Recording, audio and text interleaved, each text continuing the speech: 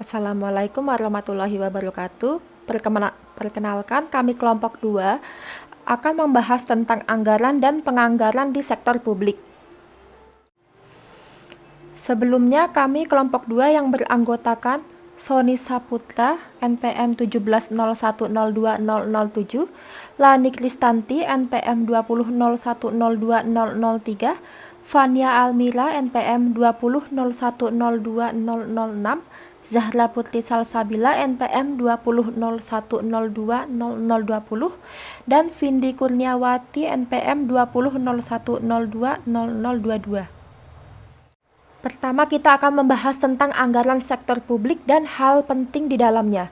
Ini akan dibahas oleh Zahra Putri Salsabila, NPM 2001020020, dan Fania Almira, NPM 2001020006.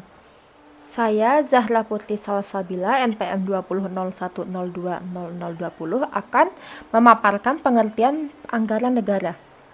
Anggaran publik merupakan suatu dokumen yang menggambarkan kondisi keuangan dari suatu organisasi yang meliputi informasi mengenai pendapatan, belanja, dan aktivitas. Melalui anggaran negara, tidak hanya dapat mengetahui besarnya rencana penerimaan dan pengeluaran pemerintah untuk suatu periode di masa depan, akan tetapi juga dapat mengetahui mengenai penerimaan dan pengeluaran negara yang sebenarnya telah terjadi di masa lalu.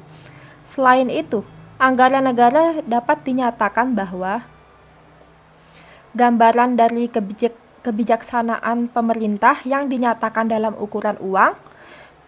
B. Realisasi pelaksanaan kebijaksanaan pemerintah di masa lalu. Dan C. Dapat mengetahui keberhasilan atau kegagalan kebijaksanaan pemerintah.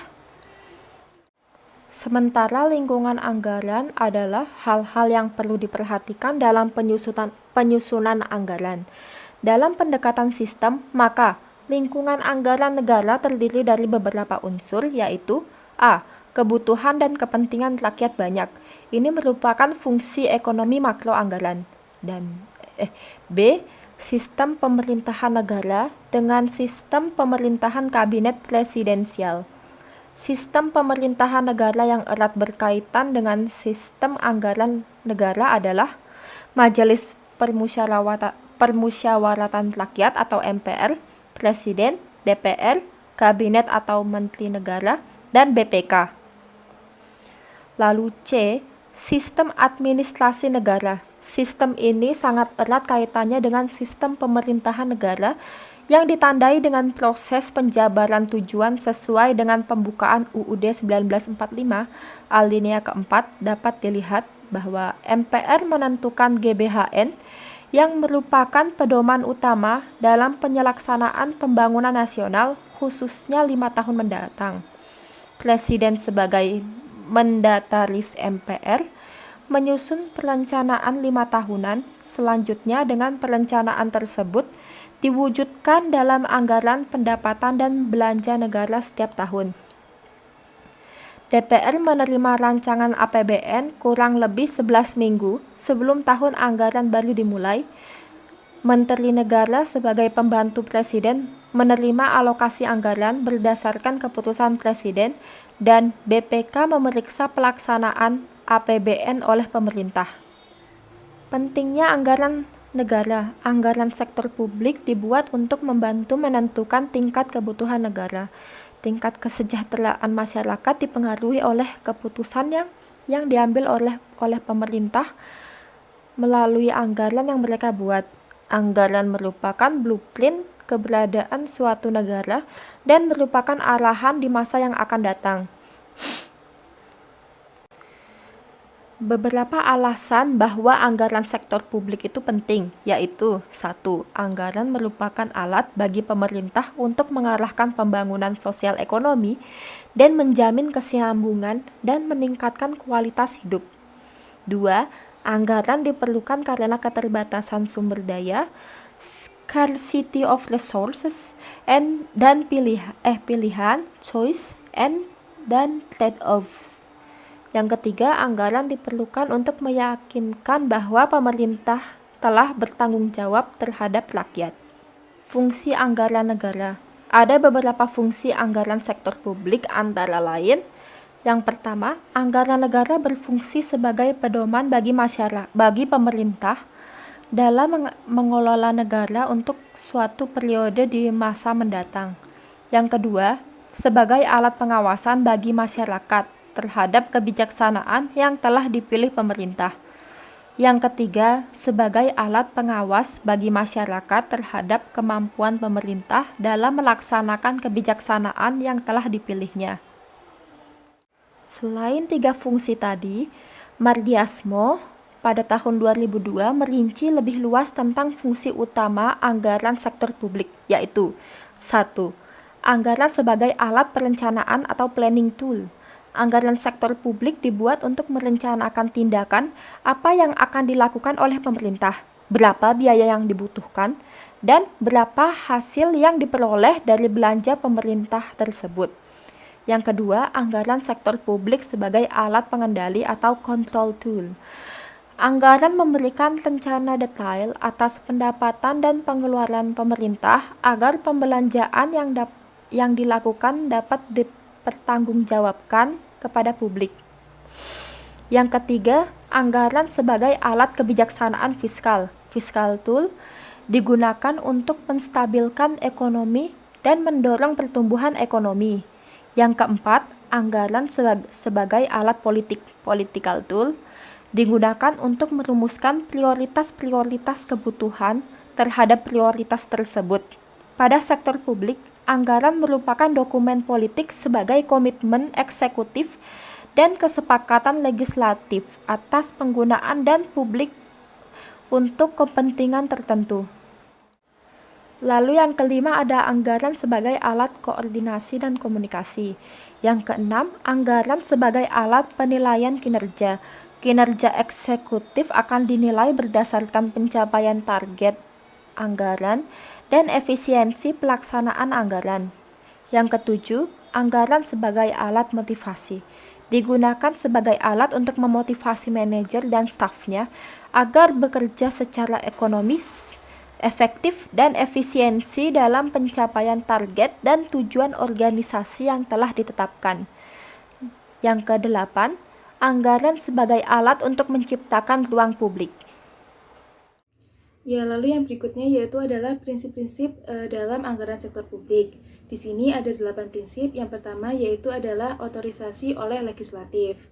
Ya, jadi anggaran publik itu harus mendapatkan otorisasi oleh legislatif terlebih dahulu sebelum nantinya eksekutif itu membelanjakan anggaran tersebut.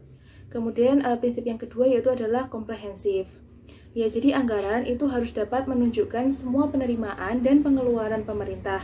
Oleh karena itu, adanya dana non-budgeter pada dasarnya itu melayani prinsip anggaran yang bersifat komprehensif. Kemudian prinsip yang ketiga yaitu adalah keutuhan anggaran.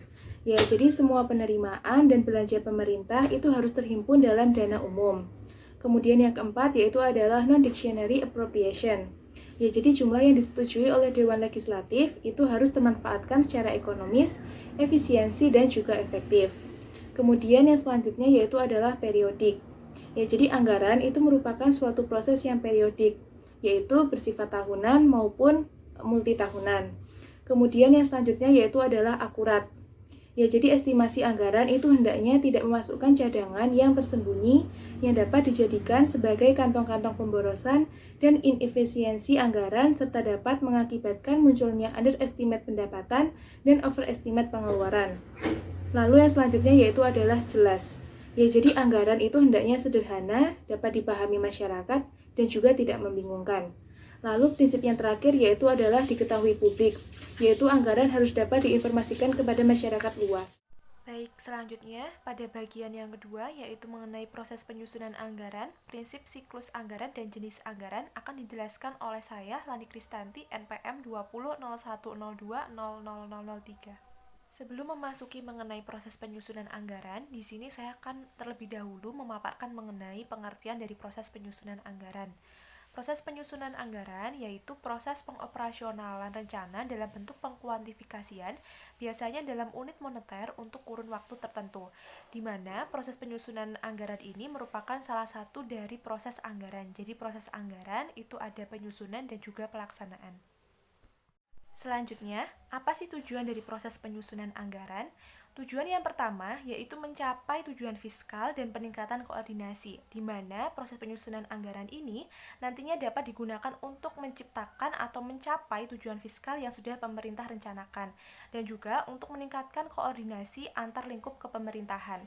Pada poin yang kedua yaitu menciptakan efisiensi dan keadilan, di mana sektor publik itu kan melayani masyarakat baik barang dan jasa, sehingga dengan adanya proses anggaran ini dapat menciptakan efisiensi dan keadilan melalui sistem pemprioritasan. Pada poin yang ketiga yaitu pemenuhan prioritas belanja, dan pada poin yang keempat itu meningkatkan transparansi dan pertanggungjawaban, di mana dengan adanya anggaran ini nantinya itu dapat meningkatkan keterbukaan pemerintah dan pertanggungjawaban pemerintah kepada warga negara Indonesia. Selanjutnya, apa saja faktor dominan dalam proses penyusunan anggaran? Di sini dapat teman-teman lihat terbagi menjadi 4 faktor, yang pada poin pertama atau pada faktor pertama itu ada tujuan dan target yang hendak dicapai. Jadi tujuan dan target yang hendak dicapai itu pastinya nanti akan mempengaruhi proses penyusunan anggaran. Pada poin yang kedua yaitu ketersediaan sumber daya. Ketersediaan sumber daya itu seperti sumber daya keuangan, sumber daya alam, sumber daya manusia, ataupun sumber daya organisasi itu sendiri. Pada poin yang ketiga yaitu waktu yang dibutuhkan untuk mencapai tujuan dan target. Ketika sektor publik itu telah memiliki tujuan dan target pada anggaran, maka harus ada estimasi waktu yang akan dicapai untuk pemenuhan tujuan dan target tersebut. Selanjutnya, yang terakhir yaitu ada faktor-faktor lain yang dapat mempengaruhi anggaran. Selanjutnya, yaitu aspek pengelolaan keuangan sektor publik. Jadi pada aspek pengelolaan sektor publik yang pertama itu ada aspek penganggaran. Dalam pengelolaan keuangan tentunya membutuhkan anggaran guna untuk melihat apa saja biaya yang dibutuhkan oleh sektor publik di kemudian hari pada periode tertentu. Selanjutnya pada aspek akuntansi ini sangat diperlukan pada pengelolaan keuangan guna untuk meminimalisir terjadinya kesalahan pelaporan keuangan atas apa yang terjadi atau transaksi yang ada pada sektor publik itu sendiri. Selanjutnya, pada aspek pengendalian sangat dibutuhkan pada pengelolaan keuangan guna untuk mencegah terjadinya kecurangan pada pengelolaan keuangan sektor publik. Yang terakhir itu ada aspek auditing, di mana aspek auditing itu digunakan untuk melihat apakah sektor publik itu berada dalam keadaan normal atau tidak, dan juga melihat apakah terjadi kesalahan penyajian dalam laporan keuangan dan resiko-resiko audit lainnya pada sektor publik itu sendiri. Selanjutnya, prinsip pokok siklus anggaran. Pada prinsip pokok siklus anggaran, yang pertama itu ada persiapan anggaran. Pada persiapan anggaran itu dilakukan taksiran pengeluaran atas dasar taksiran pendapatan yang ada. Sebelum kita menyetujui taksiran pengeluaran, kita harus melihat terlebih dahulu taksiran pendapatan secara akurat. Yang selanjutnya, pada ratifikasi anggaran, itu terdapat proses politik di dalamnya yang cukup rumit dan cukup berat, di mana para pimpinan eksekutif itu harus dapat memaparkan, menggambarkan, bertanggung jawab, dan menjawab segala pertanyaan dari pihak legislatif.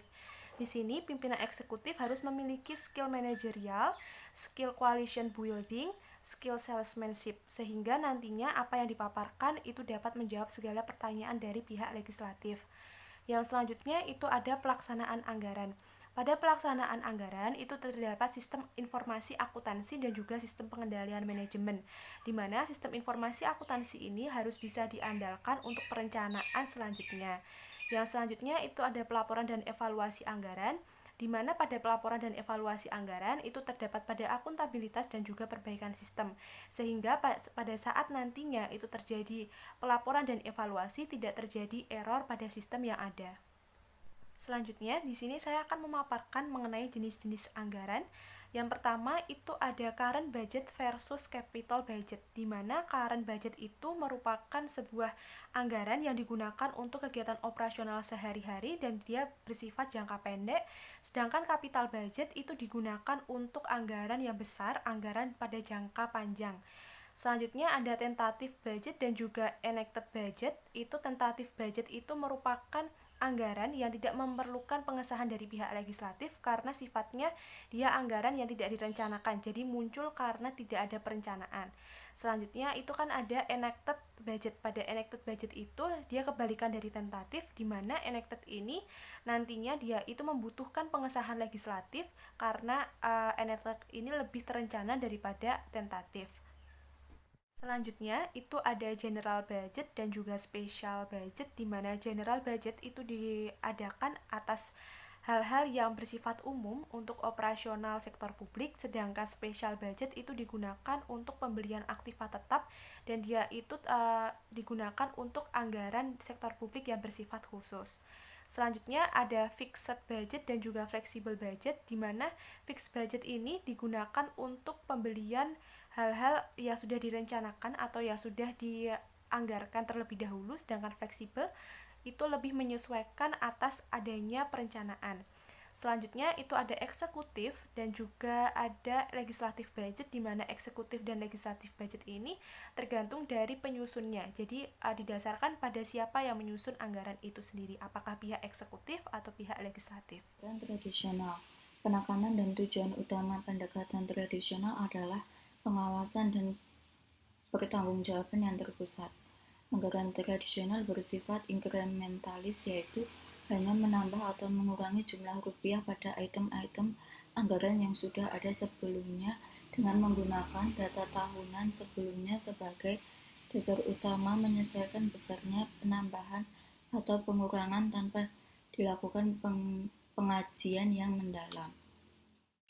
Anggaran tradisional yang bersifat inkrementalis cenderung menerima konsep harga pokok pelayanan historis tanpa memperhatikan pertanyaan seperti: 1. Apakah pelayanan tertentu yang dibiayai dengan pengeluaran pemerintah masih dibutuhkan atau masih menjadi prioritas? Yang kedua, apakah pelayanan yang diberikan telah terdistribusi secara adil dan merata di antara kelompok masyarakat? 3. Apakah pelayanan diberikan secara ekonomis dan efisien? Keempat, apakah pelayanan yang diberikan mempengaruhi pola kebutuhan publik? Ciri lain anggaran tradisional adalah struktur anggaran bersifat line item yang didasarkan atas dasar sifat dari penerimaan dan pengeluaran.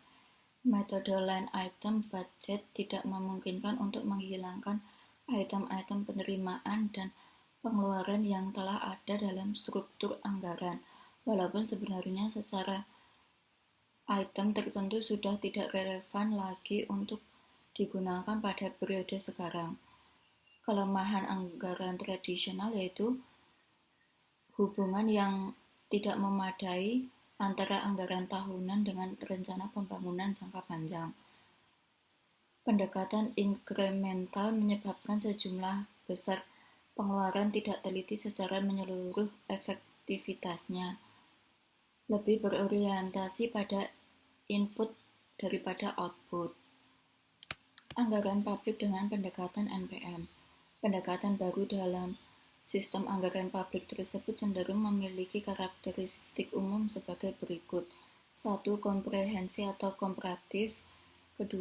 Terintegrasi dan lintas departemen. 3. Proses pengambilan keputusan yang rasional. 4. Berjangka panjang. 5. Spesifikasi tujuan dan perankingan prioritas. 6. Analisis total cost dan benefit. 7. Berorientasi input, output, dan outcome, bukan sekedar input. Kedelapan, adanya pengawasan kinerja. Pendekatan kinerja. Pendekatan kinerja disusun untuk mengatasi berbagai kelemahan yang terdapat dalam anggaran tradisional, khususnya kelemahan yang terdapat dalam anggaran tradisional, khususnya kelemahan yang disebabkan oleh tidak adanya tolak ukur yang dapat digunakan untuk mengukur kinerja, sangat menekankan pada konsep value of money dan pengawasan atas kinerja output. Pendekatan juga mengutamakan mekanisme penentuan dan pembuatan prioritas tujuan serta pendekatan sistematik dan rasional dalam proses pengambilan keputusan. Untuk mengimplementasikan hal-hal tersebut, anggaran kinerja dilengkapi dengan prosedur zero-based budgeting. Konsep zero-based budgeting dimaksudkan untuk mengatasi kelemahan yang ada pada sistem anggaran tradisional. Penyusunan anggaran dengan menggunakan konsep zero-based budgeting dapat menghilangkan inkrementalis dan line item karena anggaran diasumsikan mulai dari nol. Proses implementasi ZBB yaitu 1. Identifikasi unit-unit keputusan, 2. Penentuan paket-paket keputusan, 3. Beranking dan mengevaluasi paket keputusan. Planning, Programming, and Budgeting System. PPBS merupakan teknik penganggaran yang didasarkan pada teori yang berorientasi pada output dan tujuan dengan penekanan utama adalah alokasi sumber daya berdasarkan analisis ekonomi. Langkah-langkah implementasi PPBS yaitu 1. Menentukan tujuan umum organisasi dan tujuan unit organisasi dengan jelas. 2. Alokasi sumber daya ke masing-masing program yang disetujui. 3. Mengevaluasi berbagai alternatif program dengan menghitung benefit dan masing-masing program. 4. Pemilihan program yang memiliki manfaat besar dengan biaya yang kecil. Kemudian ada kelemahan PPBS yaitu 1. PPBS membutuhkan sistem informasi yang canggih, ketersediaan data, adanya sistem pengukuran, dan staf yang memiliki kapabilitas tinggi. 2. Implementasi PPBS membutuhkan biaya yang besar karena membutuhkan teknologi yang canggih. 3. PPBS bagus secara teori namun sulit untuk diimplementasi. Kemudian ada juga kelebihan PPBS yaitu 1. Memudahkan dalam pendelegasian tanggung jawab dari manajemen puncak ke manajemen tengah. 2. Dalam jangka panjang dapat mengurangi beban kerja. 3. Memperbaiki kualitas pelayanan melalui pendekatan sadar biaya dalam perencanaan program. Perkenalkan, nama saya Fania Almira dengan NPM 2001020006. Di sini saya akan membahas terkait dengan penganggaran dan teknik penganggaran publik. Yang pertama yaitu adalah penganggaran. Ya, jadi penganggaran itu merupakan instrumen dari mekanisme birokrasi pada suatu organisasi yang berfungsi sebagai alat untuk mengalokasikan sumber daya dalam bentuk barang dan jasa yang ada ke dalam anggota organisasi. Nah, jadi penganggaran sektor publik itu terkait dengan proses penentuan jumlah alokasi dana untuk setiap program dan aktivitas dalam satuan moneter. Ya, jadi proses penganggaran organisasi sektor publik itu dimulai dari perencanaan strategis dan perencanaan operasional yang selesai dilakukan. Perencanaan dan penganggaran itu merupakan proses yang terintegrasi karena output dari perencanaan itu adalah penganggaran. Nah, dalam penganggaran sektor publik itu harus diawasi mulai dari tahap perencanaan, pelaksanaan, dan pelaporan. Nah, proses penganggaran itu akan lebih efektif jika diawasi oleh lembaga pengawas khusus yang bertugas untuk mengontrol proses perencanaan dan pengendalian penganggaran. Yang berikutnya yaitu adalah teknik penganggaran publik. Di sini ada 4, yaitu yang pertama ada pendekatan fungsional. Ya, jadi alokasi anggaran itu dapat dikatakan efektif apabila dapat menyeimbangkan berbagai permintaan dalam organisasi dan strategi pencapaian tujuan yang telah ditetapkan. Nah, stabilisasi anggaran itu didasarkan pada akurasi perhitungan dampak pelaksanaan. Di sini ada kesuksesan pelaksanaan anggaran itu ditentukan dari yang pertama, yaitu ada kebijakan keuangan secara menyeluruh ditentukan oleh lembaga setingkat bagian atau lembaga pelaksana tertinggi. Kemudian yang kedua yaitu adalah kesuksesan anggaran itu sangat ditentukan oleh dukungan politis berbagai lembaga. Dan yang ketiga yaitu adalah akurasi perencana, terutama penganggaran dipengaruhi oleh teknik review perkiraan anggaran. Lalu teknik yang kedua yaitu adalah pendekatan pengambilan keputusan. Ya, pengambilan keputusan itu merupakan proses gabungan dari unsur disiplin ilmu ekonomi, politik, psikologi, dan administrasi publik. Sehingga keputusan anggaran itu dianggap seni tarik ulur antara konsep dengan praktis. Ya, pengambilan keputusan anggaran itu dibedakan menjadi 2, yaitu rasional dan bertahap. Pendekatan rasional itu didasarkan pada pemikiran ekonomi tradisional. Nah, pada pendekatan penyesuaian itu menggunakan konsep pluralis organisasi yang demokratis. Dalam praktiknya, kedua pendekatan tersebut dipadukan. Penyusunan anggaran itu didasarkan pada pendekatan rasional dan pelaksanaan evaluasi anggaran itu dilakukan sesuai dengan pendekatan bertahap.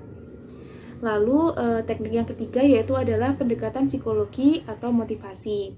Ya, jadi pendekatan ini merupakan teknik penganggaran publik yang baik karena pendekatan ini mempertimbangkan berbagai asumsi, kenyataan, dan tujuan yang ingin dicapai sehingga proses penganggaran itu akan tersusun dengan benar-benar dan dapat dilaksanakan dengan baik dan tujuan tercapai secara efektif dan juga efisien.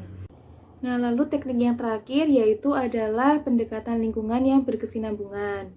Ya, jadi penganggaran publik yang dibuat berdasarkan pendekatan ini itu sangat sesuai dengan kondisi saat ini. Dengan kondisi alam yang telah rusak dan perubahan iklim yang tidak menentu, itu telah membuat program pembangunan berwawasan lingkungan berkesinambungan itu sangat dibutuhkan keberadaannya. Nah, penganggaran ini dimulai dengan proses penyusunan anggaran yang berwawasan lingkungan. Anggaran ini harus mempertimbangkan sisi pemeliharaan dan perbaikan kondisi lingkungan sekitar sehingga tujuan dan program itu dapat tercapai dan tidak menimbulkan dampak buruk terhadap kondisi lingkungan secara berkesinambungan. Yang selanjutnya, yang kelima ada penganggaran dan standar pelayanan minimal atau SPM serta contoh pengangguran di organisasi sektor publik. Untuk yang selanjutnya ada penganggaran dan standar pelayanan minimal atau SPM. SPM adalah dokumen teknis dari pelayanan dasar. Pelayanan dasar merupakan sebagian dari unsur wajib pemerintah. Dalam pemerintahan daerah, rencana pencapaian SPM dituangkan dalam rencana jangka menengah daerah dan rencana strategi satuan kerja perangkat daerah atau Renstra KPD. Yang kedua ada dalam mengukur kemampuan keuangan, pemerintah harus mengetahui kondisi anggaran sebelum diimplementasikan SPM. Anggaran memiliki peran penting dalam implementasi SPM, karena itu perlu menghitung besar belanja per kapita untuk menyediakan pelayanan publik tertentu sehingga dapat memberi gambaran kebutuhan anggaran yang diperlukan untuk membiayai SPM. Analisis kebutuhan anggaran kemudian diselaraskan dengan target SPM yang telah ditetapkan. Untuk yang selanjutnya ada contoh penganggaran di organisasi sektor publik. Yang pertama ada pemerintah pusat. Secara sederhana, anggaran negara selama 1 tahun diibaratkan anggaran perusahaan yang memiliki dua sisi, yaitu penerimaan dan pengeluaran. Ketidakpastian yang dihadapi dalam penyusunan anggaran dihadapi para perencana anggaran negara yang bertanggung jawab menyusun RAPBN. Terdapat 6 sumber ketidakpastian yang sangat berpengaruh dalam penentuan APBN, yaitu harga minyak bumi di pasar internasional, kuota produksi yang ditentukan OPEC, pertumbuhan ekonomi, inflasi, suku bunga, dan nilai tukar rupiah terhadap dolar Amerika. Unsur-unsur tersebut merupakan peran penting dalam penyusunan APBN. Untuk yang selanjutnya, contoh penganggaran di organisasi sektor publik, yaitu ada yayasan. Anggaran yayasan merupakan instrumen akuntabilitas atas pengelolaan dana publik dan pelaksanaan program yang dibayar dengan uang publik.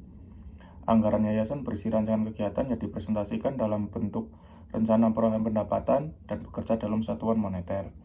Anggaran tidak boleh menjadi rahasia internal yayasan dan harus diinformasikan kepada publik untuk dikritik, didiskusikan, dan diinformasikan. Sekian presentasi dari kelompok kami. Apabila ada tutur kata atau bahasa yang kurang berkenan atau kurang sopan, kami mohon maaf sebesar-besarnya. Kami akhiri. Wassalamualaikum warahmatullahi wabarakatuh.